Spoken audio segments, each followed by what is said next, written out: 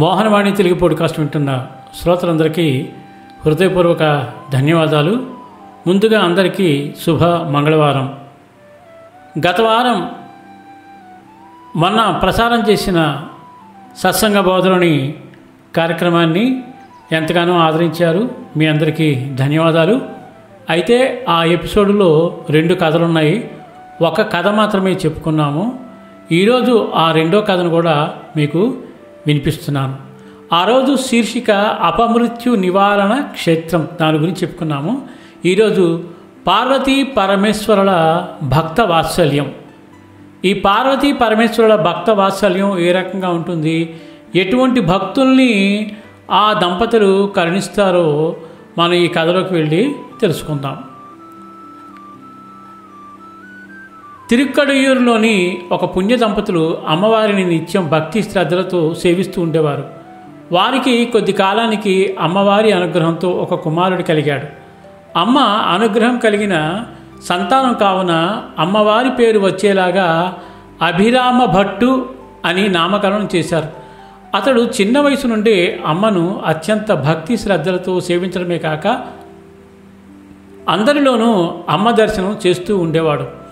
ఒకసారి అతను యుక్త వయసులో ఉన్నప్పుడు దాదాపు 1720 సంవత్సరం కాలంలో తంజావూరును పరిపాలించే శరభోజీ మహారాజు ఆలయానికి వచ్చినప్పుడు ధ్యానంలో ఉన్న అభిరామ భట్టు తప్ప అందరూ లేచి నిలబడ్డారు. రాజుగారు గమనించారు. లోపలికి వెళ్ళి పార్వతీ పరమేశ్వరులకు పూజలు నిర్వహించి వారి దర్శనం చేసుకుని మరల వెళ్ళే సమయంలో చూశాడు. అతడు కూర్చునే ఉన్నాడు.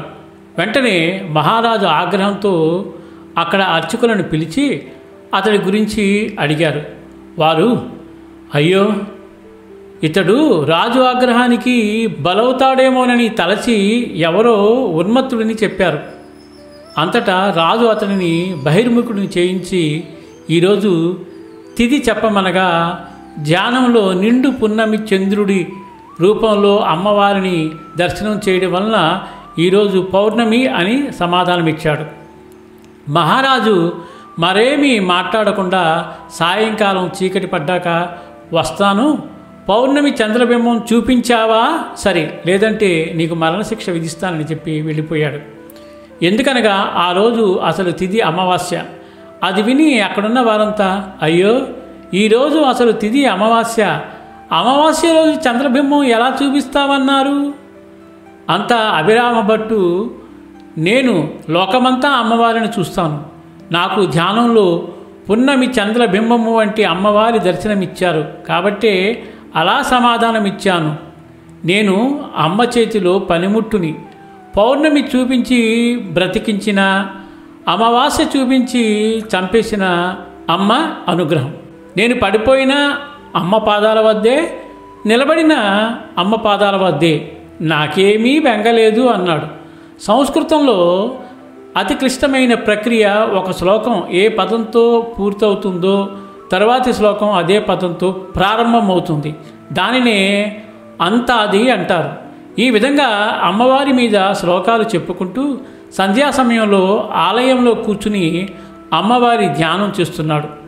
78వ శ్లోకం వచ్చేసరికి మహారాజు గారు వచ్చి అతనిని బహిర్ముఖుడిని చేసి పున్నమి చంద్రబింబం చూపమనగా అదిగో అని ఆకాశం వైపు చూపాడు. తాను నమ్ముకున్న వారి కోసం అమ్మ ఉన్నారని లోకానికి తెలియాలి కాబట్టి వెంటనే అమ్మ తన చెవి కుండలాన్ని తీసి ఆకాశంలోనికి విసిరారు. వెంటనే పౌర్ణమి చంద్రబింబం దర్శనం అయింది. మహారాజు గారు అభిరామ భట్టు పాదాల మీద పడి క్షమాపణ వేడుకున్నారు.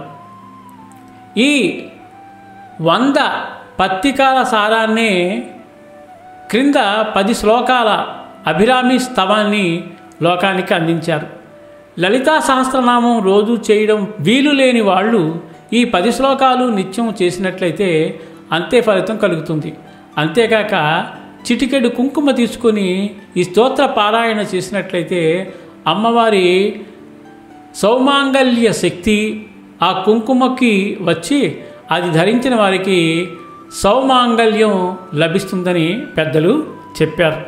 నమస్తే లలితే దేవి శ్రీమత్సింహాసనేశ్వరి భక్తానామిష్టదే మాతః అభిరామీ నమోస్తుతే చంద్రమండల మధ్యస్థే మహాత్రిపుర సుందరీ శ్రీచక్రరాజనిలయే అభిరామీ నమోస్తుతే మార్కాండేయ మహాభక్త సుబ్రహ్మణ్య సుపూజితే శ్రీరాజరాజేశ్వరీ త్వం అభిరామీ నమోస్తుతే చంద్రోదయం కృతవతి తాటంకేన మహేశ్వరీ ఆయుర్దేహి జగన్మాతః అభిరామీ నమోస్తుతే సుధాఘటేశ శ్రీకాంత శరణాగతవత్సలే ఆరోగ్యం దేహి మే నిత్యం అభిరామీ నమోస్తుతే కళ్యాణి మంగళం దేహి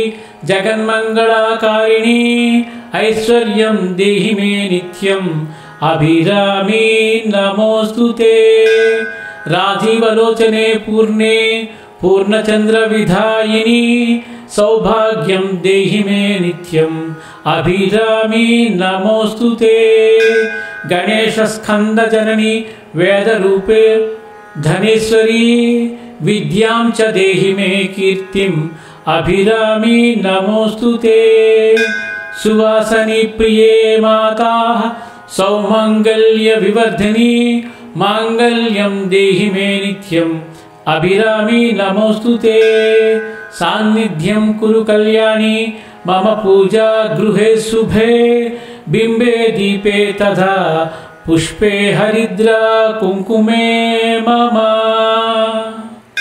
భక్తుల మీద ఎంతో వాత్సల్యం కలిగిన ఈ క్షేత్రాన్ని దర్శించినప్పుడు చంద్రశేఖరాష్టకం అభిరామి స్తవం పఠించి వారి యొక్క వాత్సల్యానికి మనం కూడా పాత్రులవుదాం.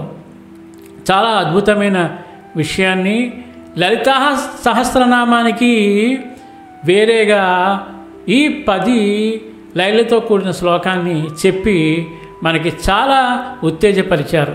ఇంత అద్భుతమైన కథను మనకు అందించిన మన రచయిత శ్రీ యలవర్తి శేఖర్ రాజు గారికి మోహనవాణి మరియు మోహనవాణి శ్రోతల తరపున హృదయపూర్వక ధన్యవాదాలు తెలియచేసుకుంటూ, మొన్న మీరు విన్న ఎపిసోడు ఈ ఎపిసోడు 2 కలిపి అందరికీ షేర్ చేయండి. చాలా అమూల్యమైన విషయం అందరికీ చేరవేసి ఆ భగవంతుని యొక్క ఆశీర్వాదం పొందుతాం. మళ్ళీ మరో అద్భుతమైన కథతో మీ ముందుకొస్తాను. సర్వే జనా సుఖినో భవంతు, లోకా సమస్త సుఖినో భవంతు. ధన్యవాదాలు. స్వస్తి. మోహన్వాణి తెలుగు పోడ్కాస్ట్ వింటున్న శ్రోతలందరికీ హృదయపూర్వక ధన్యవాదాలు. వినండి, వినిపించండి, వింటూనే ఉండండి మోహన్వాణి తెలుగు పోడ్కాస్ట్. మీరు వింటున్నారు మోహనవాణి. మా కార్యక్రమాలు మీకు నచ్చితే ఇప్పటివరకు మా ఛానల్కి సబ్స్క్రైబ్ చేసుకోకపోతే వెంటనే ఈ క్షణమే సబ్స్క్రైబ్ చేసుకుని ఆ పక్కనుండే బెల్ బటన్ని మ్రోగించి అందరికీ షేర్ చేసి మీ విలువైన కామెంట్ను కూడా చేసి మమ్మల్ని ప్రోత్సహిస్తారని కోరుతున్నాను.